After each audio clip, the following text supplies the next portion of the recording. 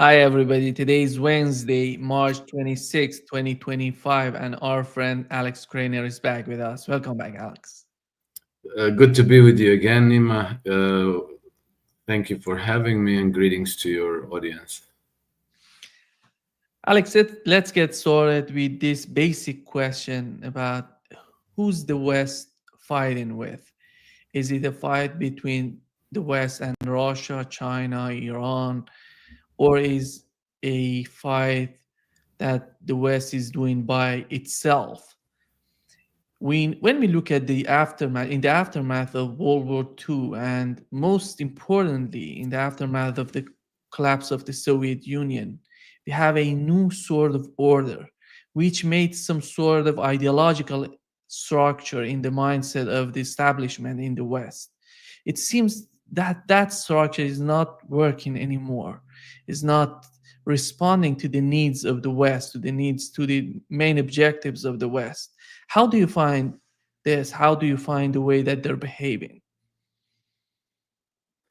I think that the way you initially formulated the question, Nima, was extremely important. You said, is the West fighting against Russia and China, or are they fighting against themselves? And I think that that's very important to ponder that question because what I believe we have in the West is a class war. Uh, the way our economies, the way our financial system works, is that you have a continuous progressing polarization of wealth. So we see that now in most of the Western economies, the middle classes are disappearing and the society is dividing between the poor and the extremely wealthy. And that gap is widening. And so you start having social pressures that threaten to overthrow the current order of things. And this we saw through history now for centuries, for thousands of years, probably going back to Greek antiquity.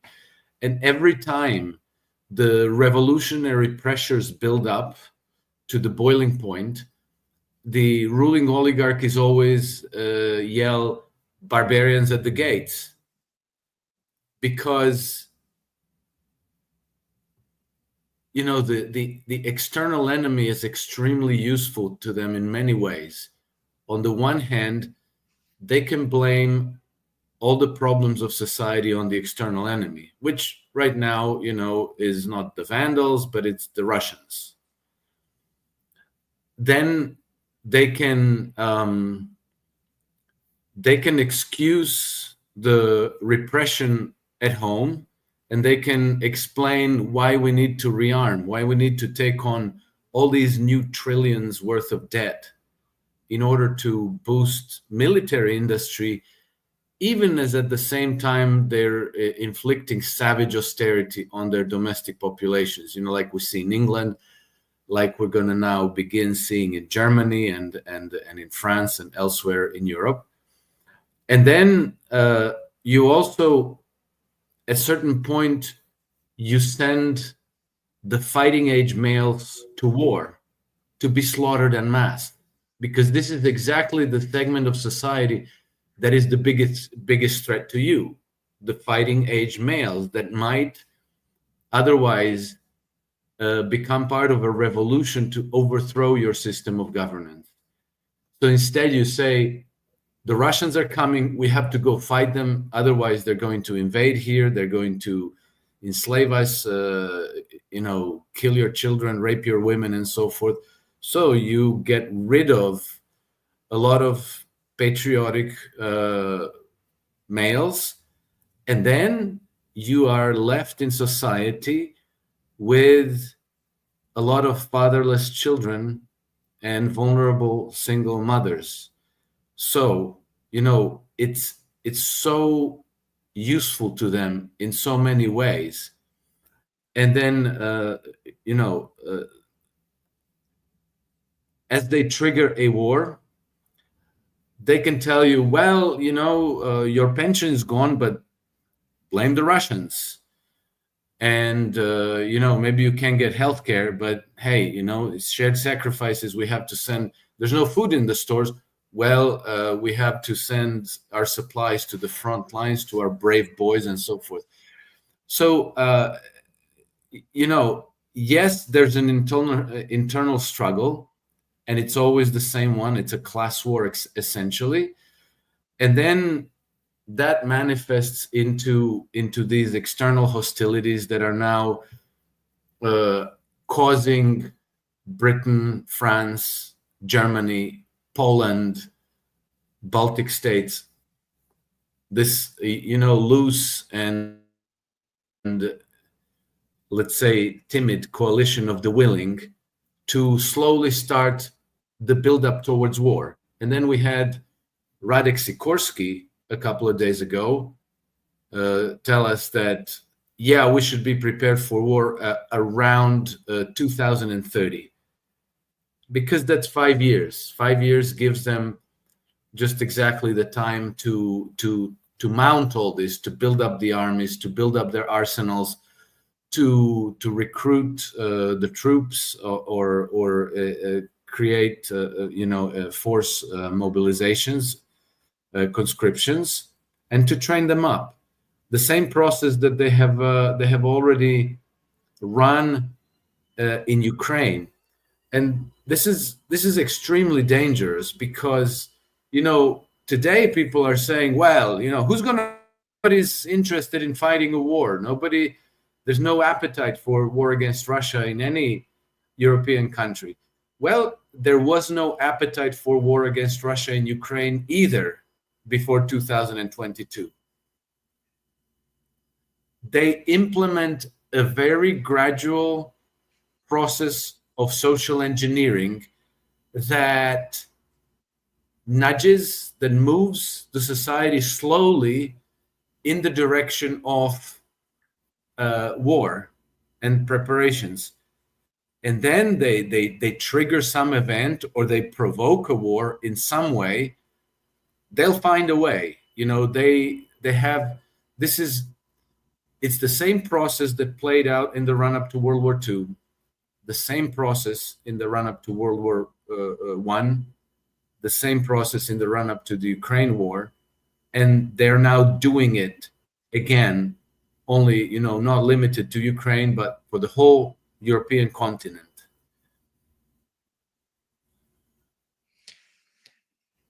Do you think that Donald Trump is a barrier for them?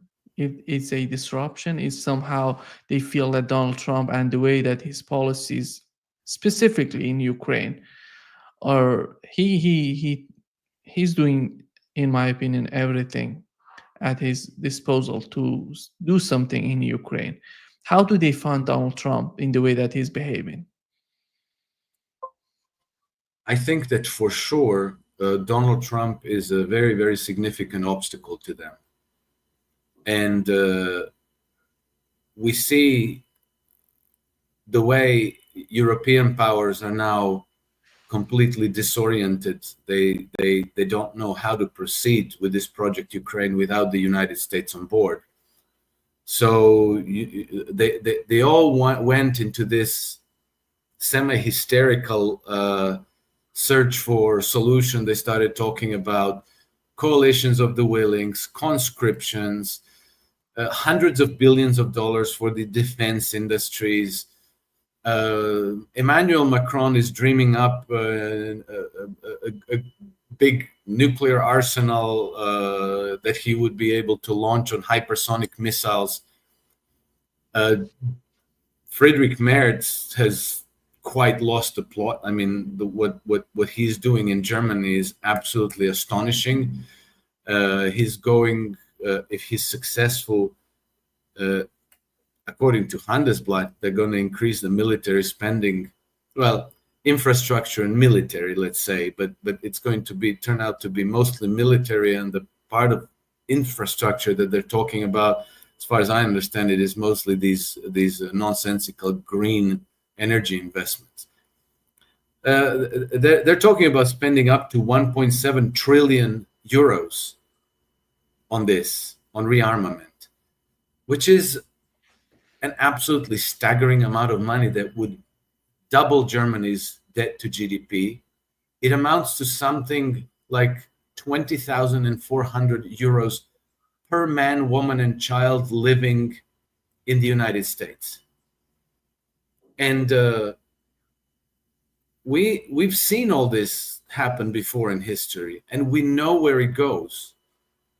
All you have to do is go back to 1961 and read Dwight Eisenhower's farewell address about the rise of the military industrial complex and the way it completely alters the whole nature of society.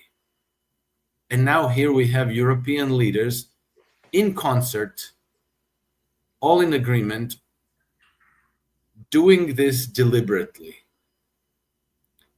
Donald Trump is clearly not on board. So that is a massive problem for them. I expect that they will try to lobby to change his mind. You know, they're proposing, hey, why don't you become part of the British Commonwealth? Hey, let's all be friends. Or they're thinking about destroying his administration and eliminating him somehow. So I think that all of those initiatives are on track, but it doesn't seem to me that they are very clear about where exactly they're going with this and how exactly they will proceed, because Trump also is doing his unpredictable thing that you can't really tell. Is he on board? Is he not on board? It seems that he doesn't, but he might be.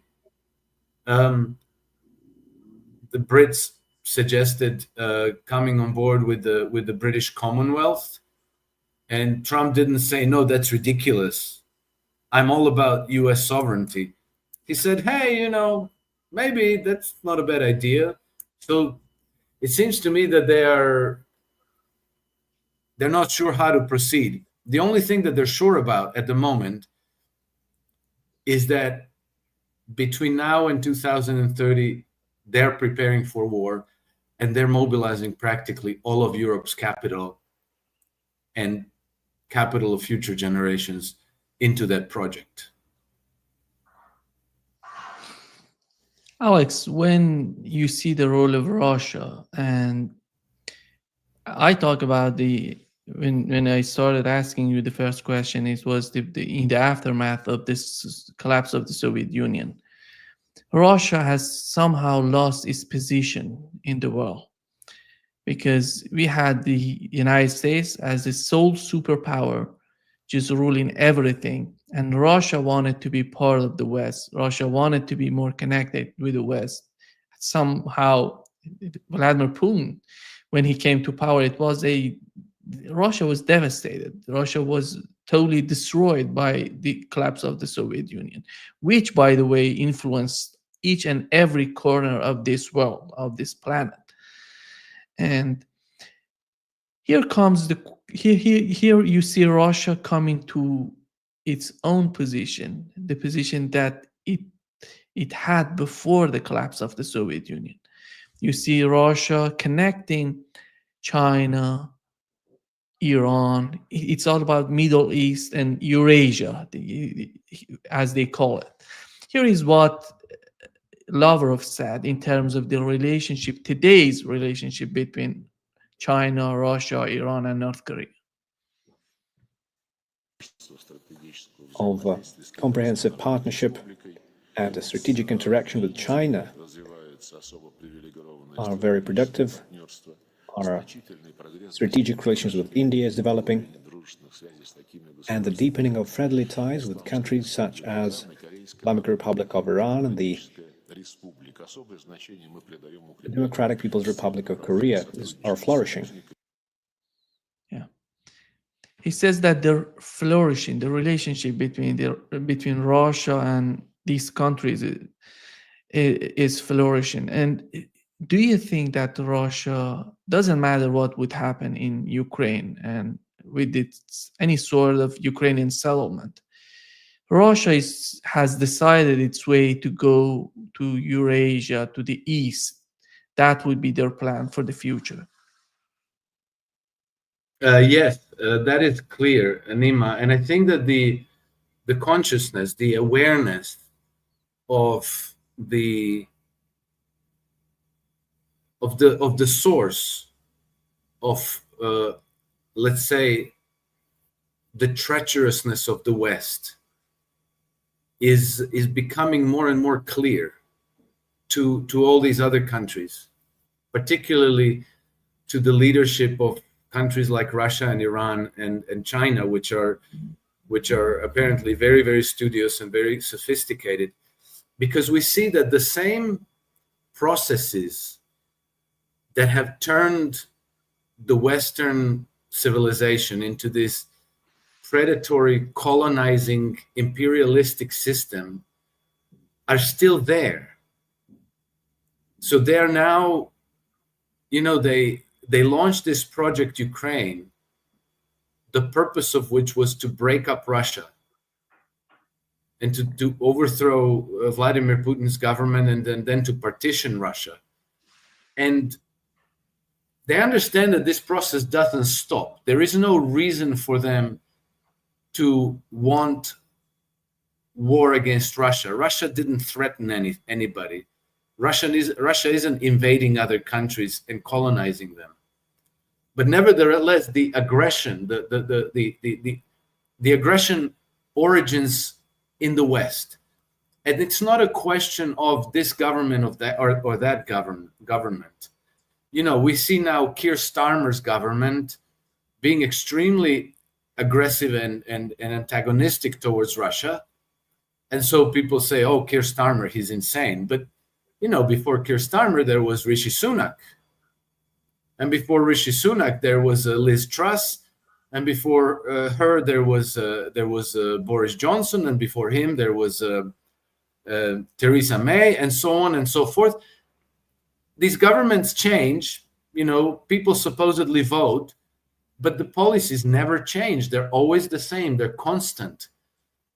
In the United States, we had the same until Donald Trump. And now it seems that Donald Trump's policies really are different. But who is to say that maybe in some way they will be able to eliminate Donald Trump, or that 4 years from now we're going to have another Obama-Biden type person who will then continue these same policies. So it's not about the political process in the West so much as it is in some underlying system of incentives that then percolate through the whole system and which then move the Western economies and that move Western politicians in a certain way. And we see the perfect example now happening in Britain, France, and Germany, where all of a sudden, all three nations, together with the EU and Poland and the Baltic states,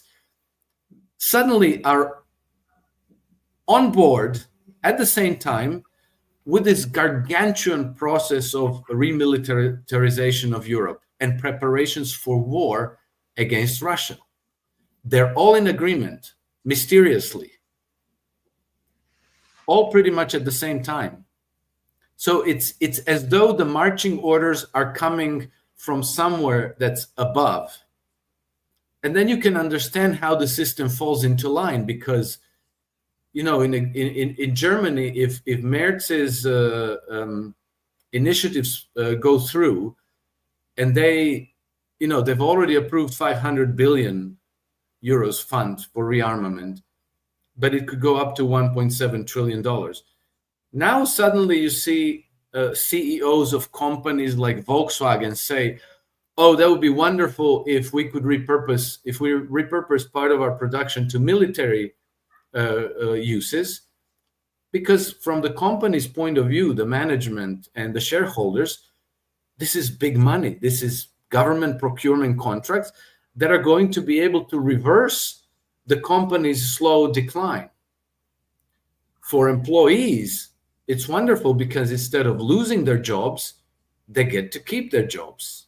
So there's for one business cycle, this is going to actually create some prosperity, it's going to increase employment, it's going to double Germany's projected economic growth from 1% to 2%.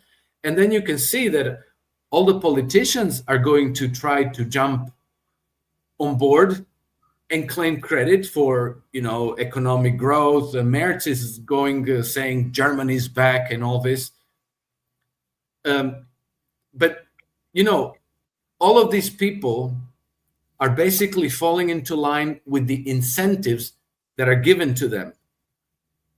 But we have to focus on who is originating these incentives. And then we can see that, the Western nations are increasingly being ruled by bankers. Who is Friedrich Merz? He's the former chairman of BlackRock for Germany, chairman of the board.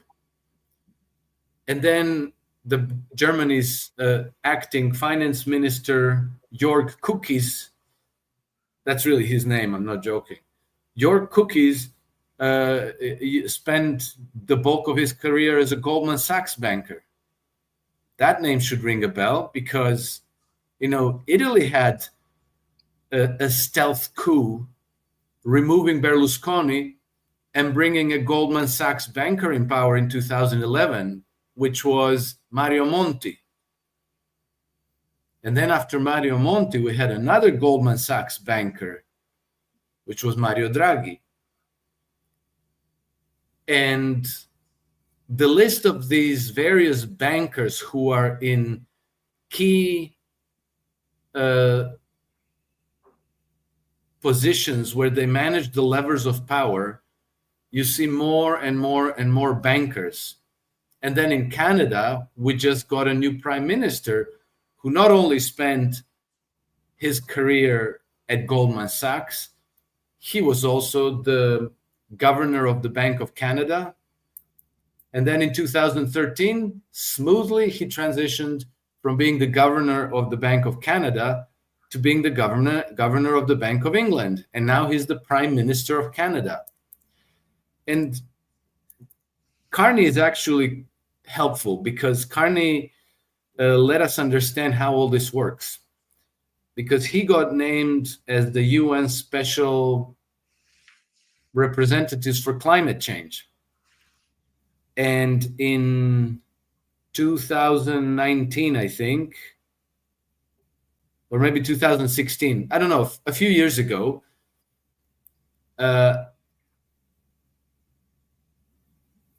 he gave an interview to Bloomberg TV, where he also happens to be on the board of directors.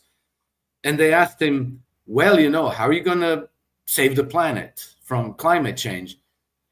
And he flat out said, well, we're going to look at all the companies and their initiatives and how they intend to transition their, from, hydrocarbon burning business to green energy business and all this. And he said, we're going to solve it by taking credit away from those who are part of the problem and giving credit to those who are part of the solution. This is an extremely important statement and a revelation because it admits that these high-level bankers can and do direct the development of our society by allocating large amounts of capital to certain kinds of businesses for certain kinds of purposes, whether it's pandemics or climate change or wars. So now we see hundreds of billions of dollars being allocated to wars. And I think that Carney gave us a good indication about where those decisions originate. They originate at the very tip of the pyramid of the global financial establishment. Alex, when it comes to the conflicts in Ukraine, in the Middle East, and maybe in Taiwan, I always ask myself what Russia could have done to avoid the war in Ukraine. I found nothing on the part of Russians. They have done everything to avoid the war in Ukraine. And right now, we have the same situation between the United States and Iran. On one hand, we see Pete Hegseth talking about we don't let Iran to achieve nuclear weapons, and on the other hand, we know that the, Bill Burns, before leaving Washington, the CIA director under the Biden administration, said Iran is not pursuing nuclear weapons. And right now, the intelligence report under the Trump administration, Tulsi Gabbard is reporting on that the same way that Bill Burns was. Here comes the question: what these countries can do in order to satisfy the mindset of these people in Washington, because it doesn't matter. After all, it seems that this sort of hegemonic mindset is deciding about everything. It's not about the way that China is behaving, Iran is behaving, Russia is behaving. Do you think that sort of mindset could change under the Trump administration? Do you see the possibility of that sort of change? If you asked me this 2 or 3 weeks ago, I would have said yes. Today, I'm not so sure. The colossal, unforgivable blunder of bombing Yemen, and everything that we learned about this, tells me that this administration is not clear about what they want to be, who they want to be, what they want to represent in the world. I think that their strategic decision is, do they want to continue being an empire, or do they not want to continue to be the empire? In which case, they have to waste no time to roll back their imperial engagements around the world. Because everywhere where they are, there's a danger that something is going to break out, and then fight's going to escalate to the point where they're not going to be able to control it.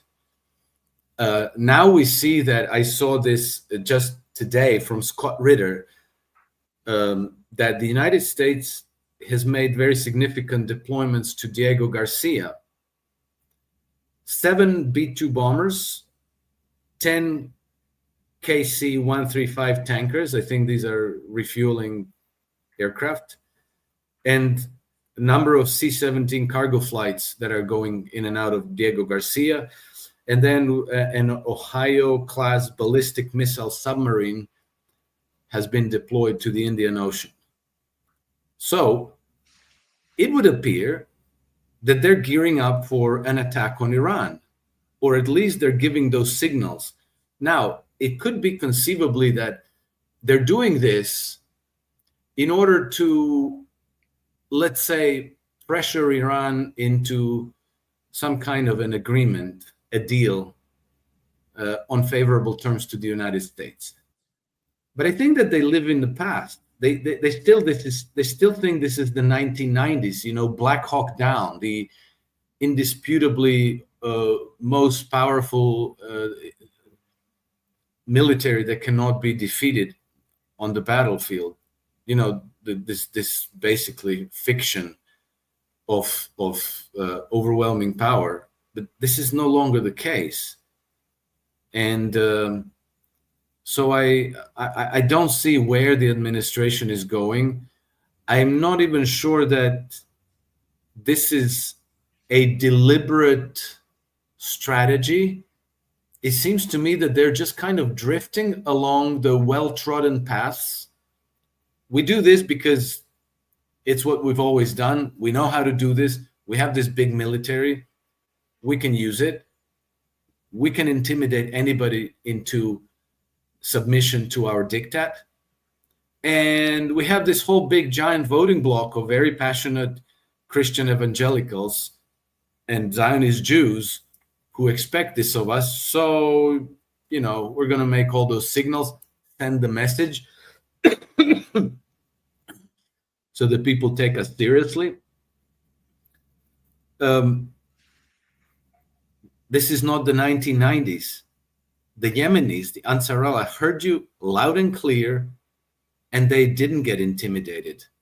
They started shooting at you. And yesterday, the Yemenis commented Well, they say that they intercepted all our drones and missiles launched at their ships. Asked them to send us recent photographs of their ships, recent footage. So we're waiting to receive that. Apparently, the Yemenis are quite confident that they struck some of the vessels. And in that case, there's going to be a lot of soul searching at the Trump administration, and it doesn't seem that they know what the hell they're doing. What's your understanding of the relationship, the nature of the relationship between Iran and Russia and China, and the way that they would behave in any sort of event, in any sort of war between Iran and the United States? Oh, I think I have no doubt in my mind that they would support one another mutually to the bitter end. You noted before how Russia has done absolutely everything they could to avoid the war in Ukraine. It was imposed on them. I think that the importance of that is to demonstrate, once the history is written, that you didn't want this war, that you have done everything at every juncture in time to try to diffuse the situation, to try to persuade your adversaries not to escalate, to try to avoid the conflict. And we saw that even at the very last minute of the war, the Russians sent their draft treaties to NATO and to the United States, and they demanded negotiations, and they warned them very clearly that if this is not accepted, if our security concerns are not taken into account, then we will have to take it into. So it was a very clear, explicit warning. Please cooperate with us, because if you don't, we have no choice but to do this our own way by force. And then just several days into the special military operation, which was launched on a very limited basis, the Russians again reached out to the Ukrainians to say, we can stop this straight away. Let's come to the table. Let's negotiate a peace deal.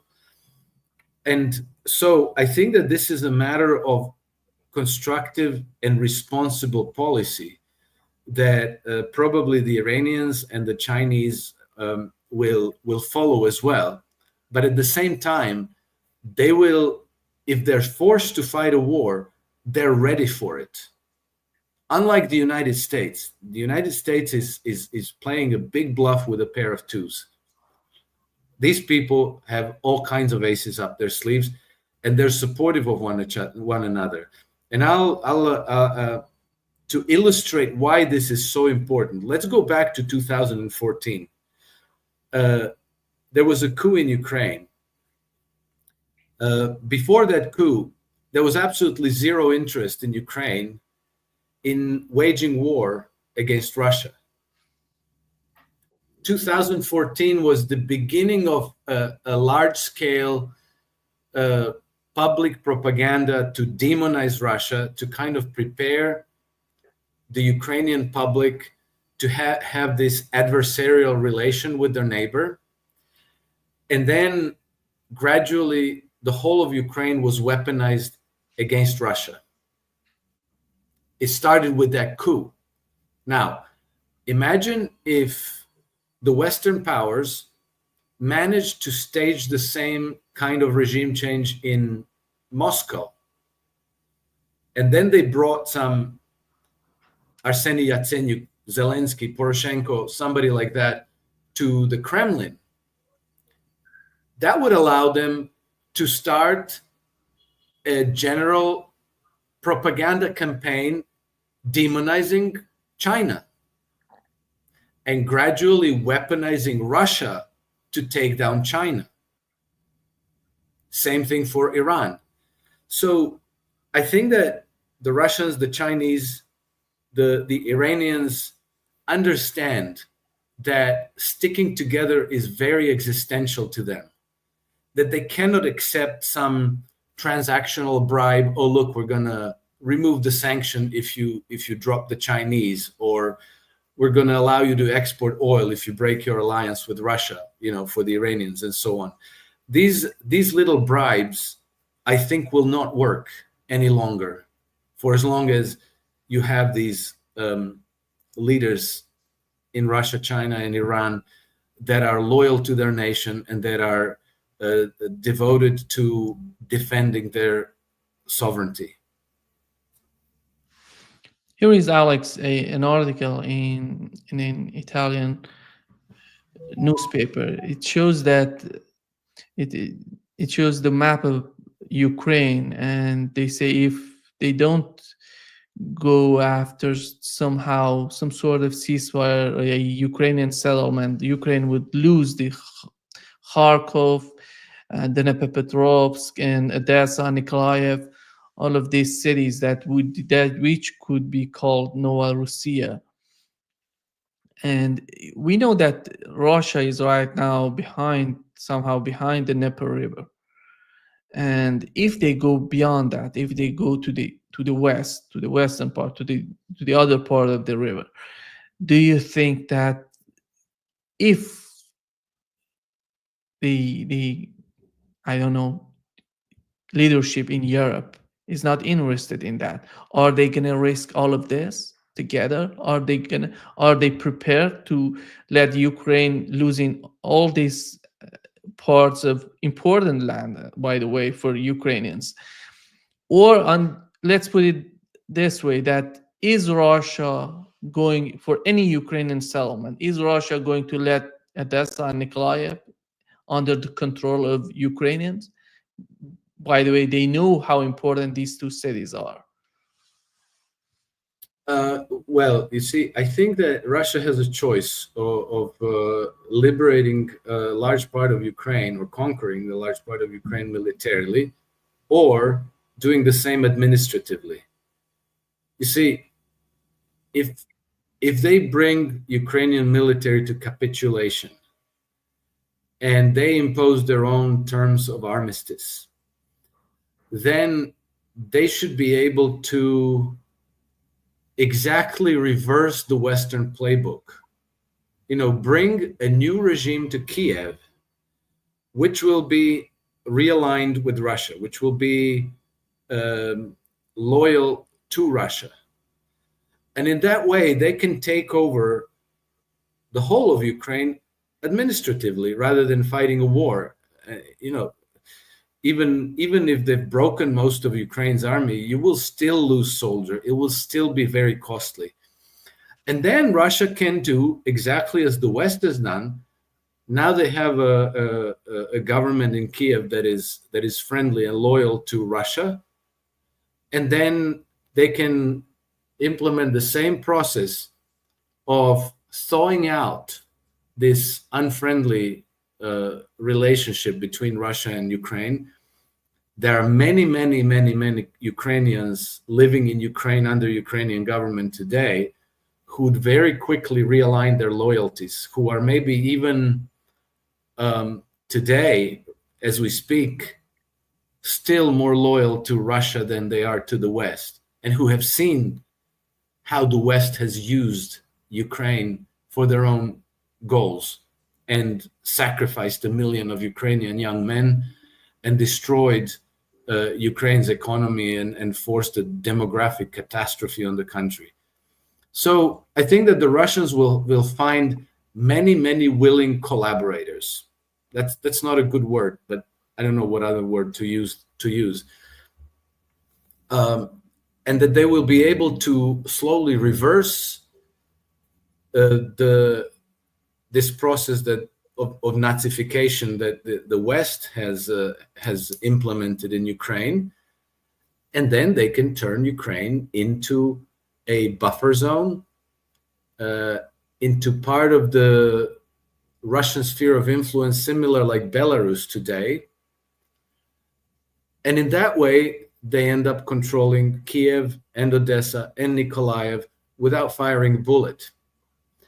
And I would bet my money that this is how they're going to go about it, to try to preserve their own forces and Ukrainian people and cities and economy as much as possible in order to take control of them and reverse the effects of the 2014 2014 Euromaidan coup and turn Ukraine into something that is now a bulwark against the West, providing a buffer to Russia. Alex, I don't know if you heard about Venezuela, and Donald Trump is putting a lot of pressure on them right now. Secondary tariffs, 25% on any country who's going to have economic tie with Venezuela. China has responded that China is accusing the United States interfering in Venezuela's internal affairs.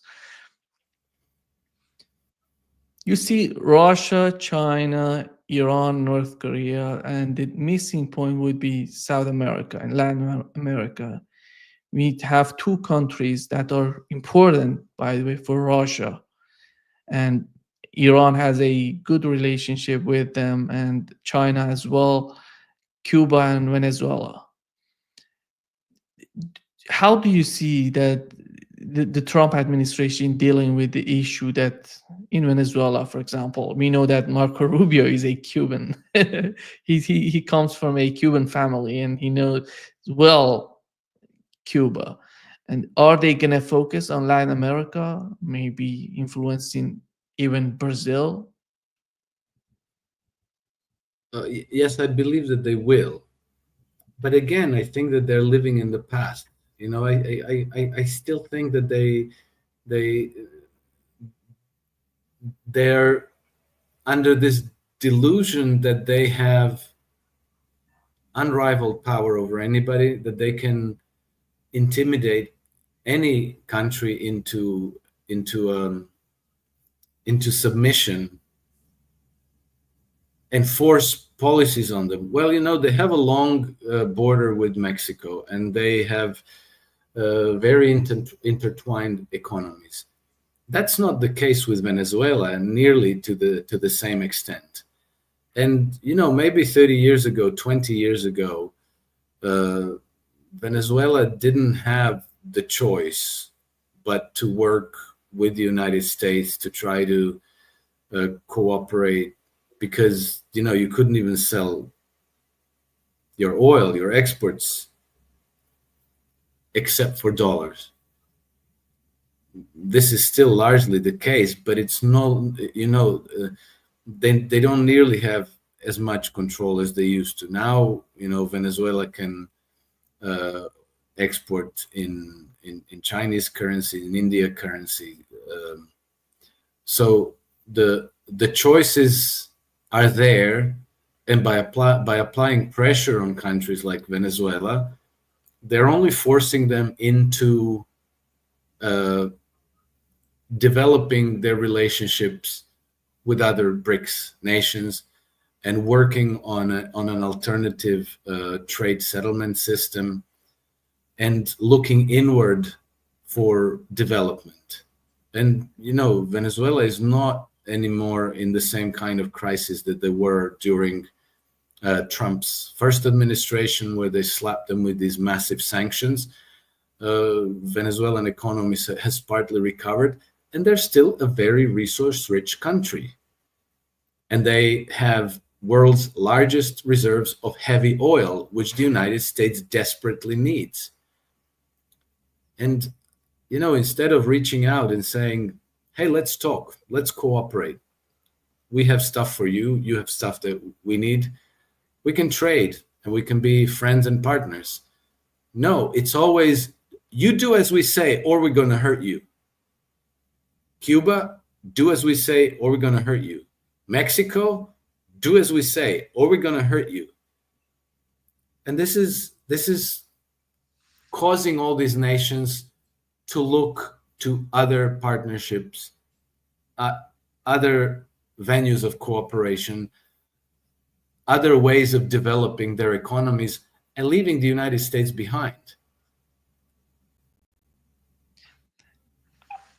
Alex, do you feel that Donald Trump, with this attitude of trial and error, and which we do in mathematics, and you see this trying each and every policy while you're talking with Russians, helping Ukrainians, the way that providing them with intelligence, all of that, and the way that they're behaving toward Iran, China, Venezuela, and you see the desire on their part to have some sort of agreement, some sort of deal. But on the other hand, they're behaving, when you look at their behavior, it's totally against what you feel about the main objective of their behavior. Do you think this sort of behavior, and somehow it's a contradiction when you look at it, do you think that would, Witkoff in his interview with Tucker Carlson was talking about building trust when it comes to Iran. He was mentioning the situation with Iran and how difficult that would be. Do you think this, the way that they're behaving in Ukraine and right now with Iran, is going to build trust, is going to be helpful for what they're looking after, or it's going to make the situation even worse, or not that much influential? I would think it's making the situation worse, because Steve Witkoff seems like a serious guy, and he's obviously given the role that he's playing because Donald Trump trusts him. He has a confidential relationship with Trump, and Trump is comfortable to send him around to these most sensitive places to talk to people on his behalf, Israel, Iran, Russia, and so on. But at the same time, the administration seems to be stuck in their ways. And so while Witkoff is talking about building trust with Iran, somehow by some inertia, they're still building up forces against Iran. They're still sending messages.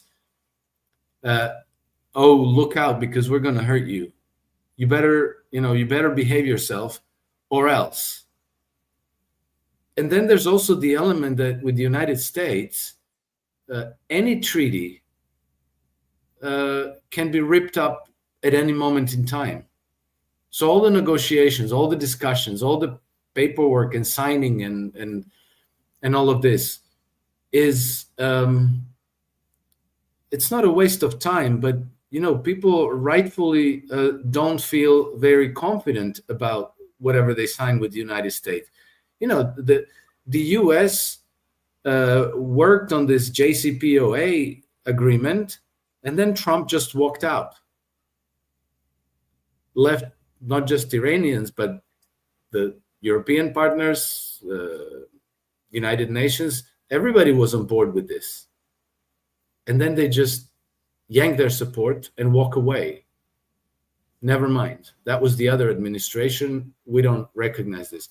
So who's to say that after Trump, even if let's say Trump administration conducts its business honorably, which there's no reason to believe that either, who's to say that in the next administration they will not do the same and walk out of whatever deal is negotiated now? So I think that it's forcing nations to have plans B and C and D, to work on bilateral relationships with their neighbors, to speak with the Russians, with the Chinese, and to protect their interests against the empire. Yeah, it seems to me, Alex, that we know that still in the U.S. security strategy is the enemy, is the fight is between democracies and autocracies, and what's interesting in that is that when Russia wants to talk with Iranians, they don't go and support the position of the Iranian government to overthrow the government in Iran. They just go and talk with Iranian. Yes. You talk with China, go and talk with China. You don't make a new sort of, it's somehow, it's unbelievable. And how do you see the way that they're feeling about the United States? Well, it's symptomatic of the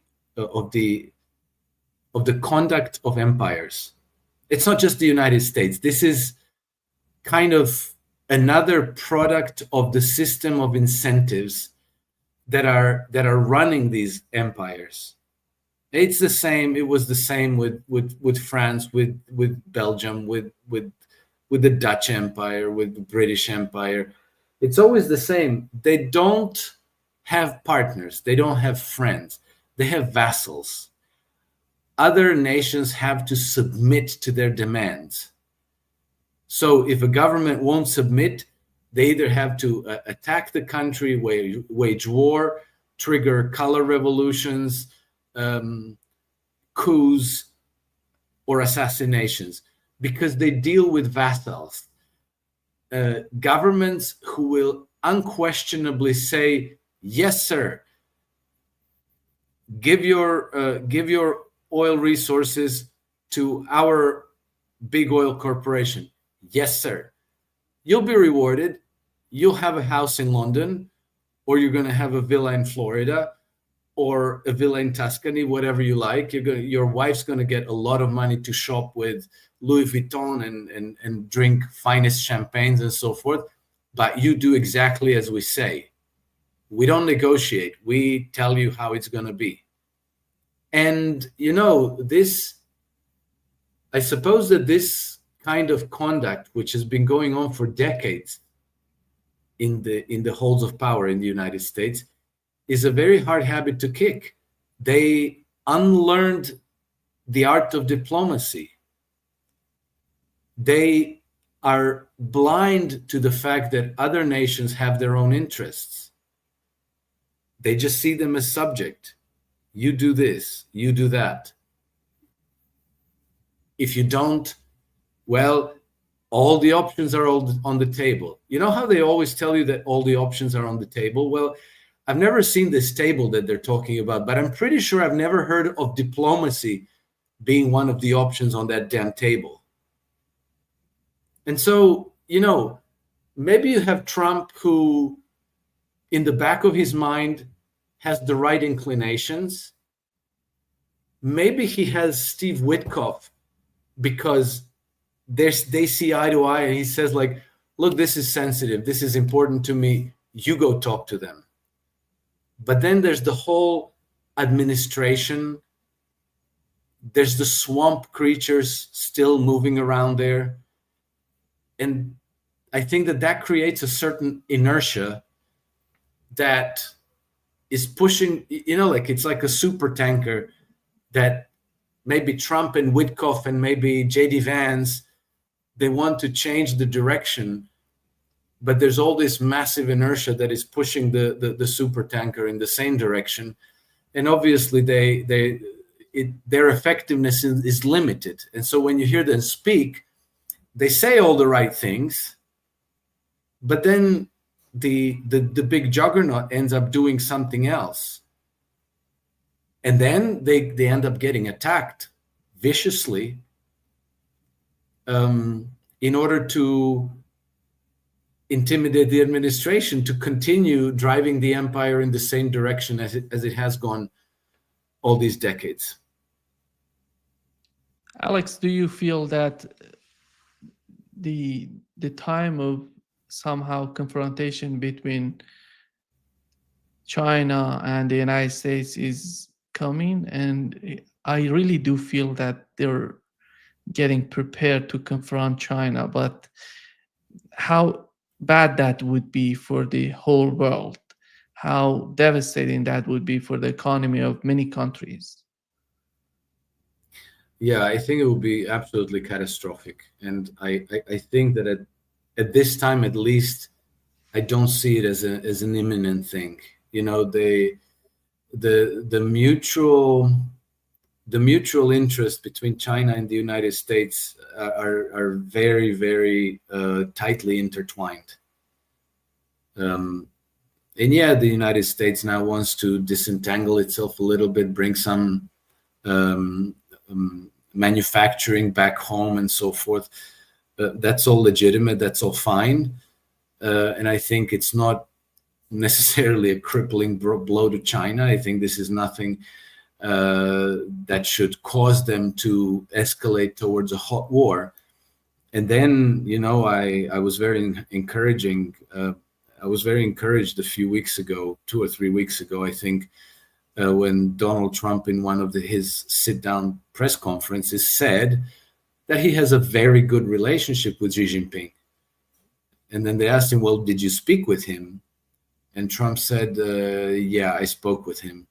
And then at the last, in the last part of his answer, just almost in passing, he added, I talked to him a lot. I think that's very significant. And so I think that so long as Trump administration is intact, that is, they haven't been completely undermined and sabotaged by the deep state in the United States. The characters like Pompeo and John Bolton, and who are on the outside now, but we shouldn't assume that there aren't people who are on the inside now playing the same roles. I think this incident with Mike Waltz has every hallmark of being a staged incident to delegitimize and weaken the administration, to make them a laughingstock in the world, and to cause the American people to lose confidence. So, did Mike Waltz do this on purpose? We don't know. But if I were an investigator in charge of this case, I would make that assumption. So, it remains to be found out. At any rate, so long as the administration is able to persevere in their general strategy of rolling back the empire, ending forever wars, disentangling itself from NATO and supporting the European powers and Great Britain, then I think that the risk of war with China at this moment is very remote. But we'll find out. Yeah. Thank you so much, Alex, for being with us today. Thank you for having me, Nima. Always a pleasure. And until the next time. See you. Take care, Alex. Bye-bye.